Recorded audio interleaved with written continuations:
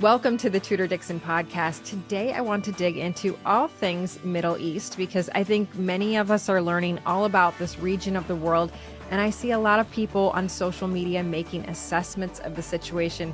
But one thing I've noticed is that they're making those assessments from a very Western perspective. And while I know that we're going to talk today about Israel being a very westernized country, that is not the case for the entire Middle East. So I think it's crucial for us to understand the culture in the Middle East surrounding Israel and Israel. So we decided that the best way to do that was to chat with a gentleman who can break down everything that's happening in the Middle East and why some of these hot takes in the U.S. are way off base. We are bringing in David Wurmser. He is a senior analyst for Middle East affairs at the Center for Security Policy. He previously served as a senior advisor to Ambassador John Bolton and Vice President Dick Cheney. David, welcome to the podcast. Well, thank you. And it's a pleasure and honor to be here with you. Thank you so much. I know you're just getting back from Israel yourself, and you were there throughout the whole entire conflict. You got there about a day before this started, but you were sharing with me that you're there with all of these families, and it's just like being in the United States. This is a very westernized country within the Middle East, within really the Arab world, surrounded by a culture that is not very much like ours. But tell us a little bit about Israel. Well, sure. I mean, it's not a very large country. It's only about 10 million people, of which about 8 million, it's 9 million people, about which 7 million are Jews, so about 80%. But there's 20% which are Muslim Arabs. There's Christian Arabs, Christians who more and more do not consider themselves Arabs. There are Druze, which is an ancient Middle East sect. There are others as well, and they're all citizens, and they all vote, and they even have parties in parliament. So it looks like a very functional Western country, and it is. It has all the services you'd expect. It's a fairly wealthy country. Its per capita income is surpassed Japan and Britain's, and is now creeping over the line with Germany's. So it's a very well-to-do, well-functioning Western country, much like San Diego is. But then it is the Middle East. It's at the edge of the Middle East, and Israelis themselves often forget that. And maybe that's part of what just happened, is they imagine themselves to be departed from the mentality of the Middle East, and they project that onto their neighbors, and it leads to breakdowns, which is what we just may be seeing. So, at any rate, so Israel is like that, but now it's at war. So it's very much kind of a surreal environment at the moment. But usually it's like being in San Diego. So explain to us a little bit about the territory there. I know in 1967, I believe it was, there was a war where Syria and Lebanon ended up with parts of what was Israel. And then it sounds like Egypt ended up being in control of Gaza, but Gaza seems to still be a part of Israel. And so I think we're all a little bit confused about what this argument is about, because we're hearing a lot about oppressors and we're hearing a lot about colonists and, they are on stolen land and all of this. But tell us exactly what the breakdown is and why there is Gaza and Israel and what the difference is. Sure. One thing right off the bat is that the Jewish people, the whole point of Israel is the Jewish people, after 2,000 years of exile, came back. So they are the original indigenous population, and there's lots of proof of that. For everything from DNA to archaeology, language, linguistics, et cetera, et cetera. But there was a continuous Jewish presence throughout. There were times it was very thin, only a couple thousand, and sometimes it was even an outright majority, like it was up until the 4th century. But Jews have always been there, and moreover, they never, even when they were in the diaspora, stopped dreaming of going back. It was a central element of Judaism, is the return. So it is very much an indigenous population that considers that land its land. To really go to the history of it, we can do it like in 20 seconds. Basically, in 1920, the League of Nations, after World War I, the land had not been a sovereign state of anybody. In the 2,000 years since the Jewish exile, it was always a province of an empire, whether it's the Roman Empire, Byzantine Empire, Persia, whatever. It was always a province of the Arab Empire was a province until 1919 when the Ottoman Empire collapsed and the British took over. And they took over under what's called a mandate, which is they were mandated to take the territory as a trust to create a state. And the mandate said there should be a Jewish state there because the deed to the land belongs to the Jewish people. So, and it defined the area, which is roughly what Israel is today. In 1948, after much internal fighting, because of the internal Arab population that had grown a lot in that period, the Jewish population, which started seeing return from the diaspora, especially after World War II and the Holocaust, you started seeing the internal fighting escalate. And the UN basically said, you know what, let's just cut the land in half. And the Arabs get this, the Jews get that. The Jews said, yes, we accept that state, anything, great, we have our state back. And it was about 40% of the land. The Arabs would get about 60. The Arabs said no. They did an internal uprising, and every Arab nation bordering Israel invaded to wipe it out. And that started the process of continuous warfare and no recognition. In 1967, all the Arab armies gathered to wipe Israel out, but Israel won and took the remainder of that territory from the partition of 1948 and essentially completely took possession of the mandate. And the Arab world essentially said, yeah, but we will not recognize you, not talk to you, and never make peace. The three no's, no, no, no. And that was the case until Egypt made peace, and then Jordan made peace, and then 3 years ago, under the Trump administration, a series of countries, about 4 or 5, made peace with Israel in the Abraham Accords. Saudi Arabia was on the verge of making peace. Egypt and Jordan, 2 countries bordering Israel, are at peace. So you really had a slow, grinding movement toward acceptance of Israel as a legitimate country in the region. And that's where we are now. The Palestinians, Palestinian Arabs, those Arabs that lived in Israel before 1948, those are the ones who live in Gaza, the West Bank, which is what biblically is called Judea and Samaria. And they're not part of Israel because it's territory that the Israelis haven't asserted their sovereignty over, even though it is part of the mandate that was given them because of demographic reasons. They don't want to absorb it because if you become part of Israel, you get full rights. You can vote, you create a party, you do all those things. So the Israelis don't want to absorb a population that would make themselves only a 50 or 60% majority. So they're not sure what to do with that land because it's theirs, but it's also very, I don't want to say it's theirs. It's land that's considered of disputed sovereignty. So it's nobody's, but the mandate had given it to them. But do they have some sort of control over it? Because we're hearing that they're stopping supplies from going in there and water and electricity and all that. So how does that work on the ground? Right. So there's two categories here. I didn't mention the Oslo Accords as a peace treaty because it turned into anything but peace. But in 1993, the Israelis said, you know what? We can't keep controlling all these Arabs, but we can't quite give up all the territory. So they cut a deal with the arch enemy, the Palestinian Liberation Organization, which was very much a Soviet-oriented, one of these classic Che Guevara-like liberation organizations. The Israelis said, you know what, we'll give you control of all the population areas. And they gave up about 30% of the territory and all of Gaza to the PLO and said, you know what, you run your lives. You run your police. You run everything. Just no foreign policy that's yours. You're not a sovereign country. But every other element is self-run, with the idea of eventually creating a sovereign country. And the moment the Israelis withdrew from territory, it became essentially a springboard for terrorism. So 93 was the Oslo Accords. By 95, Israel was facing hundreds dead by terrorism a year. They were down to 5 to 10 before that. And by 2003, it just completely collapsed, exploded. Israel lost almost 1,000 people in 2 weeks to terrorism.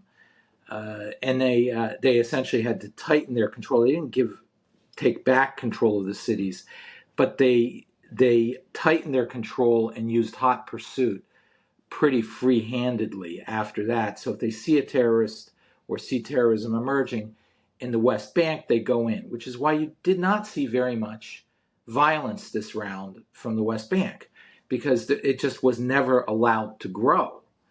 Gaza, however, in 2005, the Israelis said, you know what, it's so populated, it's so concentrated, it is just not ever going to be part of Israel. Just give it up, walk away, build a wall around it, and let Egypt take it, let it become independent, let it do what it wants. And they thought they could handle it, and that they couldn't. That became now not only a springboard for terrorism, but essentially an advanced army for the Iranians to complement. How did they become so powerful? I mean, it seems like, we hear about the fighting back and forth. You talked about it being kind of an understanding in Israel that you hear the sirens, you have 90 seconds to get into a safe room, that there's always a fear of missiles coming in. But how did this attack happen?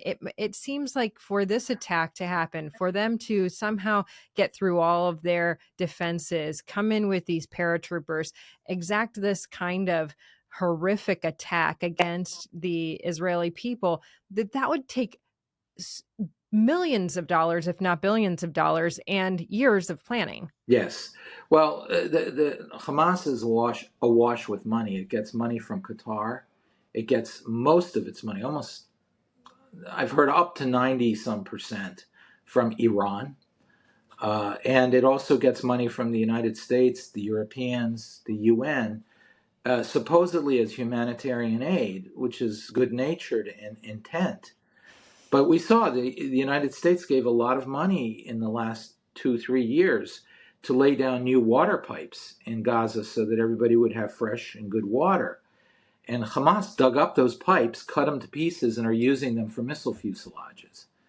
So that Oh, lovely. yeah. So you see how the money is diverted, and really Gaza is filled with poverty, except for, of course, the leadership, which is living quite handsomely, but also the huge amounts of money and resources that go to building an army. So that's where all the money goes, is to building an army. It doesn't go to feeding people, creating jobs, infrastructure of any meaningfulness for the population. It's all about the military, the Hamas military to attack Israel. So that's where all the money goes. But it's a lot of money from a lot of sources, including Iran. We are talking billions and billions of dollars. And that's, of course, a big question. Why didn't anybody cut it off? It seems as though this is not going away anytime soon. Obviously, Israel, it still has hostages over there. They want to get them back. They want to exact their revenge. But you see now Hezbollah is coming in. They are looking like they're going to get more involved in this. Hamas is still sending over missiles on a daily basis. If they have this, if they are so flush with money, how does Israel fight back? And I know we see a lot of people in the United States saying we don't want to get involved. We have this kind of America first attitude now. And a lot of people think that America first means that we are just all about America. We don't engage. You have stated that you believe that Israel should fight this war and they should be the ones to defeat them so that they can show that they have force. Are they able to do that? Yeah, you've raised a lot of really excellent points here. And the first one is, and this is a warning for Americans, Israel was asleep. We said it's sort of a Western country. They think like Western country. They did not imagine. So their attitude was, Gaza's less than 2 million people. It's pretty poor as a whole. Even with all this money coming in, how big can Hamas build an army? And that army against a modern Western army that is so powerful and much larger. I mean, and then the Israelis also open up the borders for laborers to come across into Israel, tens of thousands a day from Gaza. So they thought there's economics is developing. They're giving them the access to Israel's economy, much larger, more powerful. What interest possibly, conceivably, could Hamas have to do something like this? So the Israelis fell asleep. And they let this build and build and build and build. And with each round, it was like a whack-a-mole. They'd whack Hamas back down, and they'd say, now they learned their lesson. And in the end, we saw how much they did learn their lesson, which is not at all. And the Israelis are facing a very, very difficult circumstance now.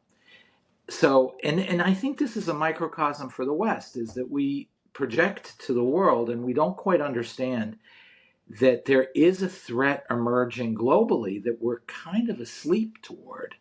This is really the local That's what I was manifestation. going to say. I feel like you're talking about the United States when Yes, you say this, because I can see the same thing applying to us as right. well. It's like Tolkien in Lord of the Rings. There's a sleepless malice that stirs, and you feel it. You feel it whether it's China and Russia. You feel Hmm. it whether it's Iran or whether it's North Korea or Venezuela or Bogota now with the narco terrorists there.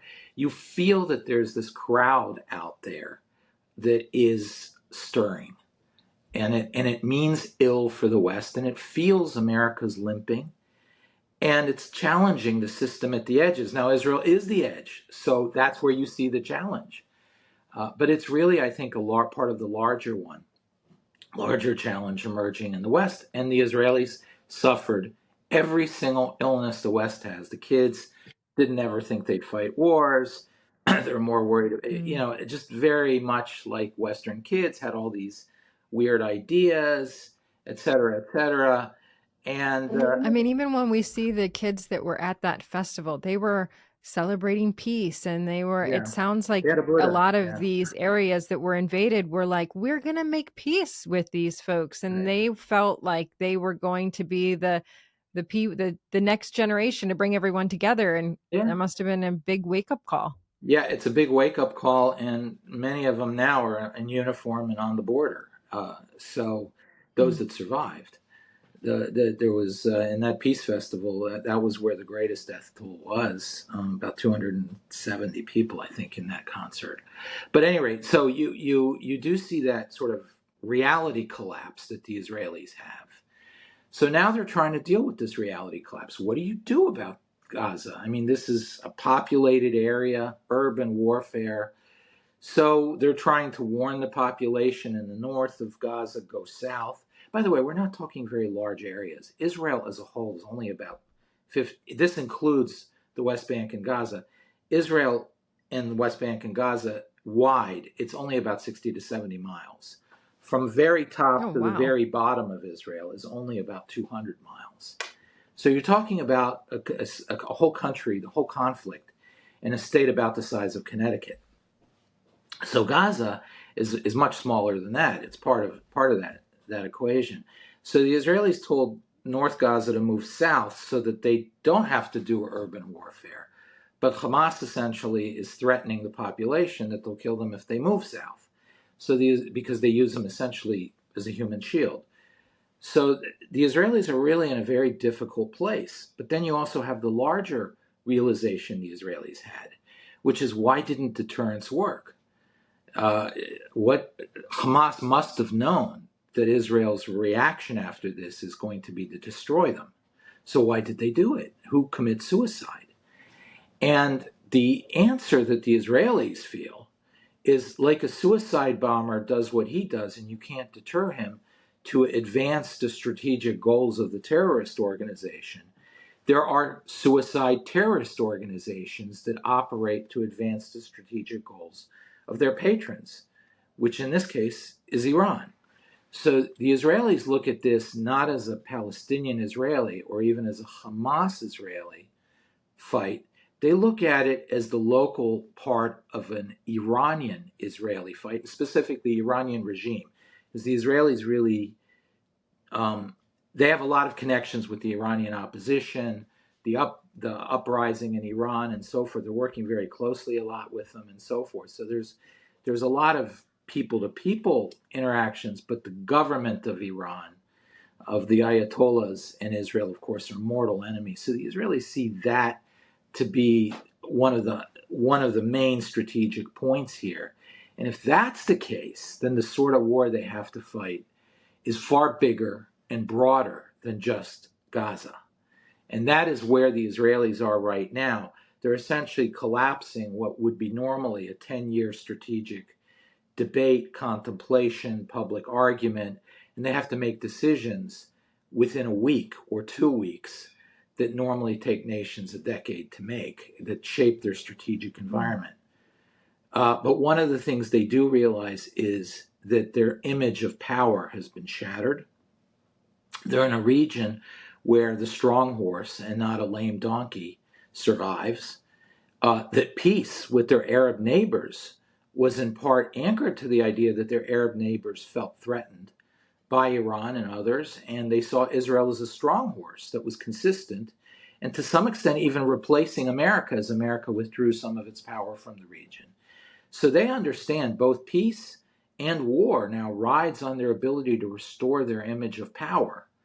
And they're not sure that they can do that strictly by defeating Hamas. They think they really need to end this war ultimately by throwing Iran itself on the strategic defense and taking the war to Iran.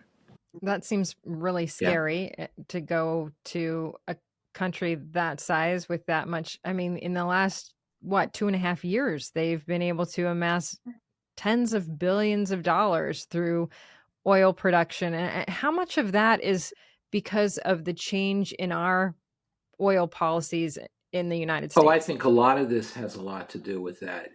2 years ago, 2.5 years ago, Iran had been choked to death, essentially, the regime. You heard demonstrators across Iran screaming, no to Gaza, no to Lebanon, where Hezbollah is another front in this war.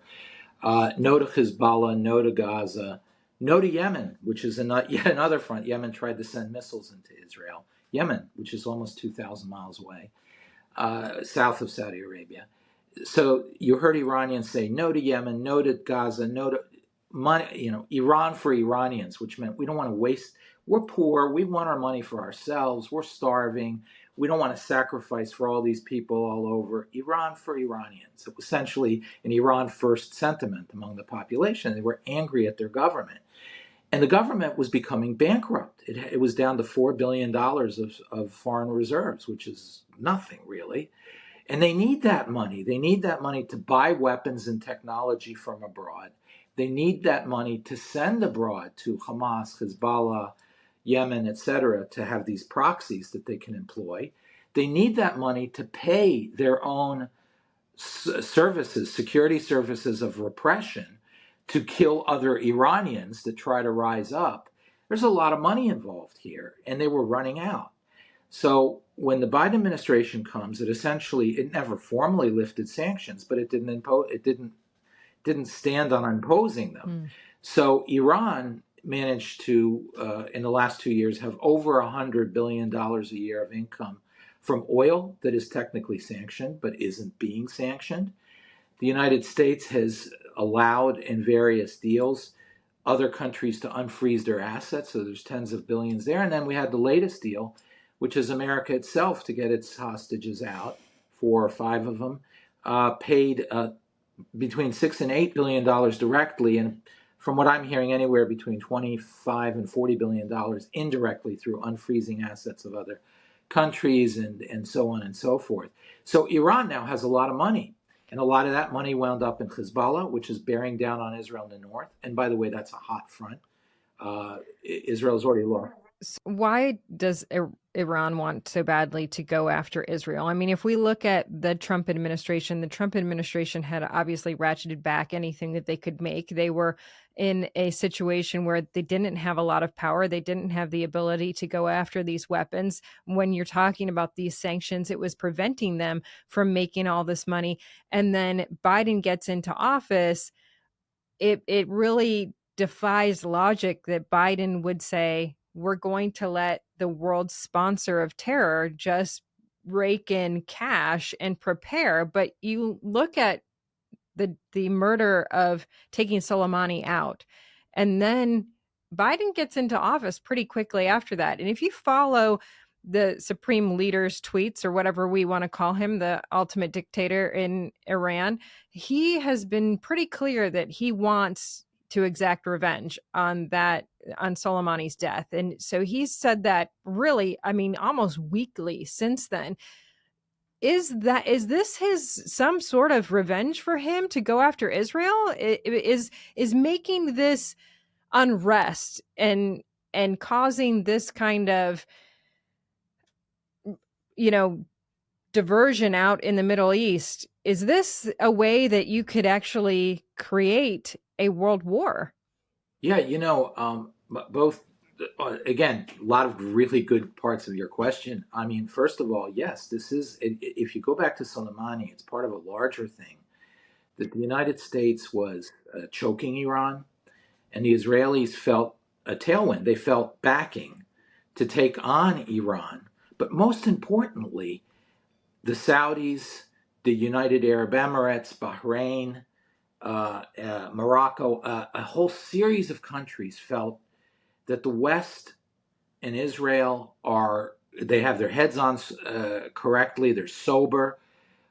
Even if America is withdrawing some forces, and some forces were withdrawn under President Trump as well, but there was an understanding that America was clear-headed. And as a result, what you started seeing was a block emerging of allies, essentially.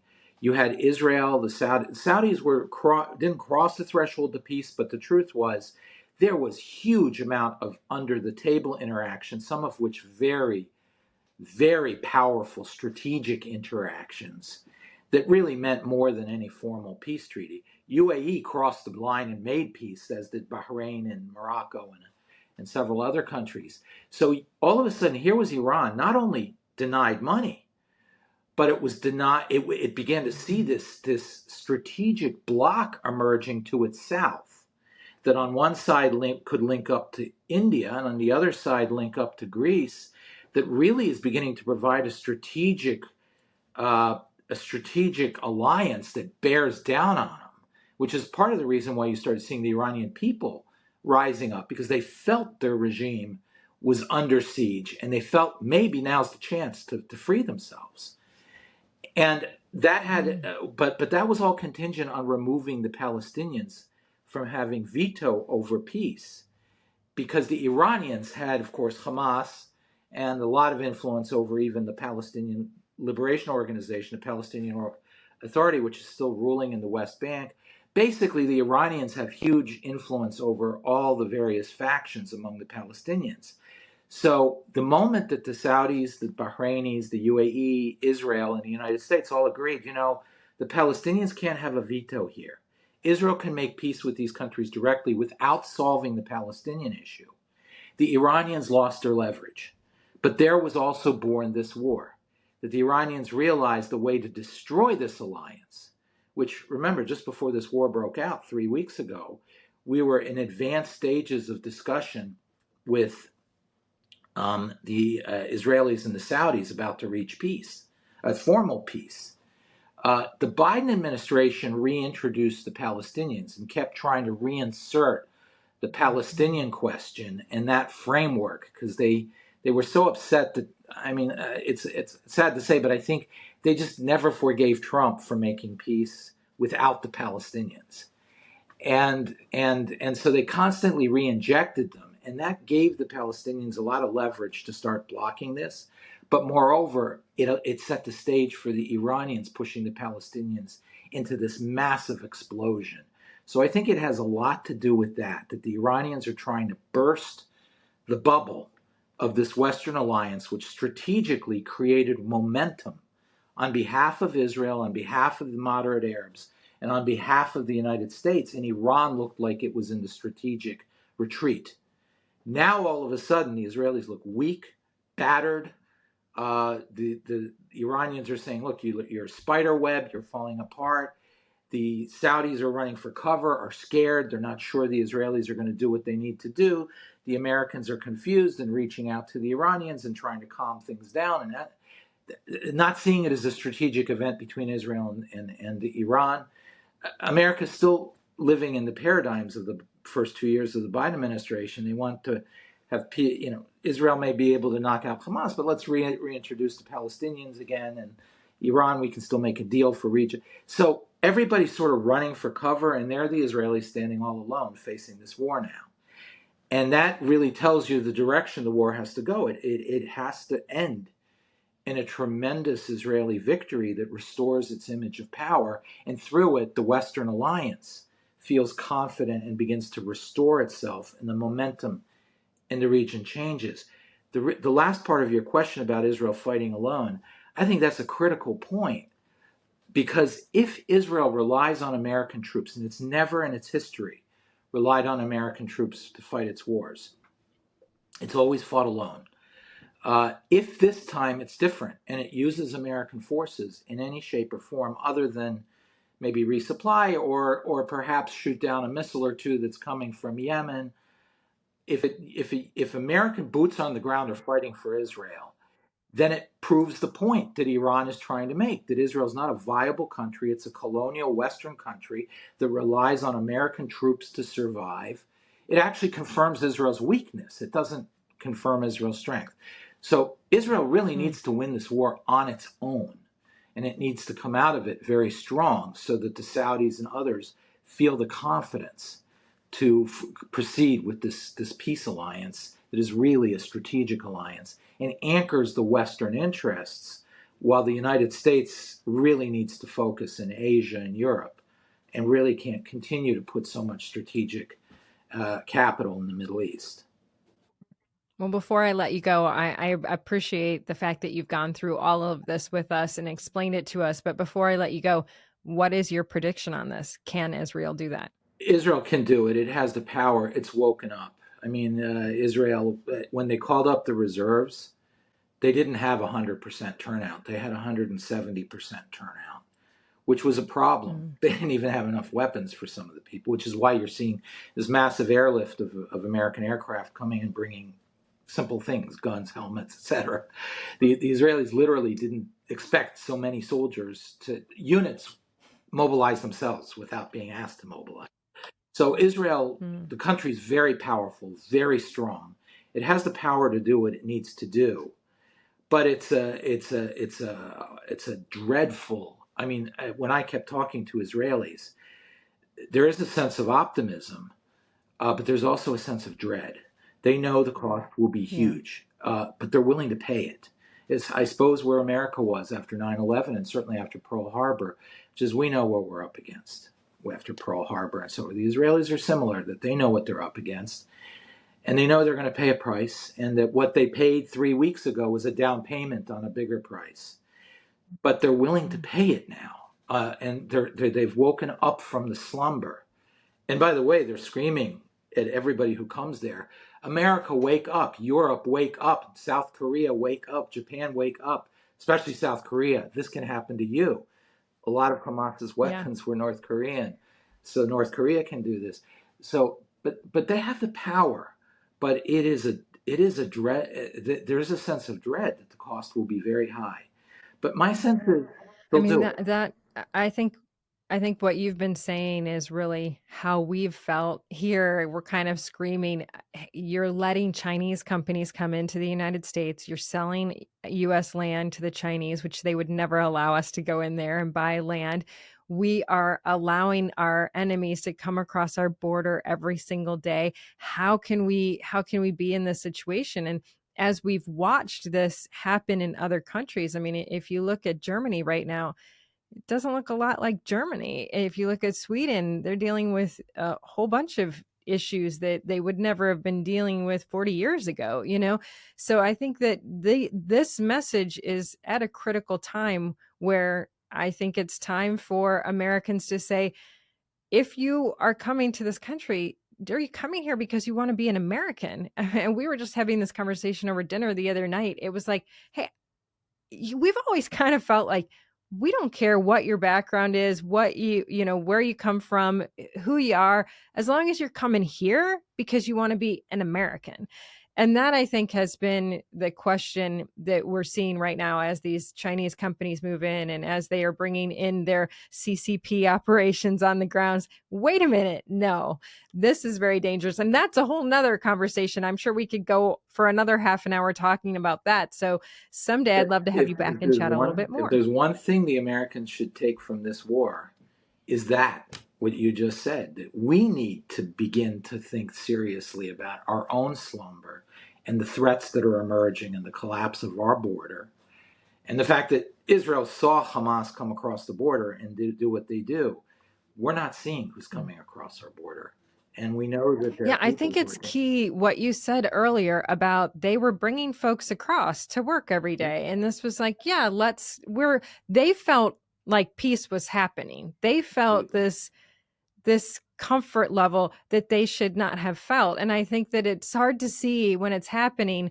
But now that we're seeing it from the other perspective, we can look at that and go, wow, we have to really, really protect our sovereignty, our national security. And it's just not a place that we've been for many, many years. But I appreciate you waking us up today. David Wurmser, thank you so Thank much. you, Taylor. And thank you all for joining us on the Tudor Dixon Podcast for this episode and others. Go to TudorDixonPodcast.com and subscribe right there, or head over to the iHeartRadio app, Apple Podcasts, or wherever you get your podcasts. And join us the next time on the Tudor Dixon Podcast. Have a blessed day.